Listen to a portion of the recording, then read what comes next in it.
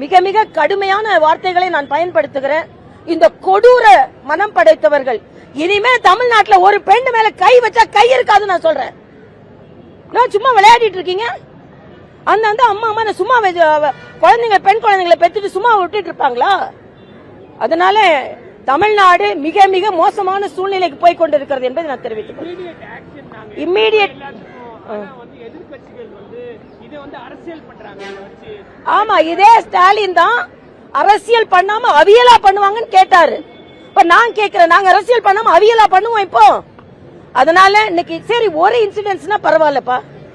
அண்ணா யூனிவர்சிட்டியில ஒரு இன்சிடென்ட்ஸ், திருப்பூர்ல ஒரு இன்சிடென்ட்ஸ், இன்னைக்கு அங்க ஈசிஆர்ல ஒரு இன்சிடென்ட்ஸ். இது வெளியே தெரியுது இவ்வளோ, வெளியே தெரியாதது எவ்வளவோ. எல்லாத்துக்கும் மேல நான் கேட்கிறேன், அந்த இடத்த கோயம்புத்தூர்ல அந்த இடத்த போய் பார்த்தப்பற சொல்றாங்க அங்க டாஸ்மாக் பாட்டில்கள் கிடைக்கிறது.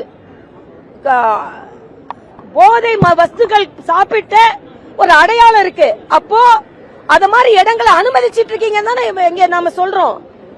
ஆக நீங்க போதையை அனுமதித்துக் கொண்டிருக்கிறீர்கள். அதனால் மிக மோசமான ஒரு சூழ்நிலை. தமிழக அரசு தலை நிமிர்கிறது சொல்றீங்க. தமிழக அரசு தள்ளாடி கொண்டிருக்கிறது. அதைத்தான் நான் சொல்ல முடியும்.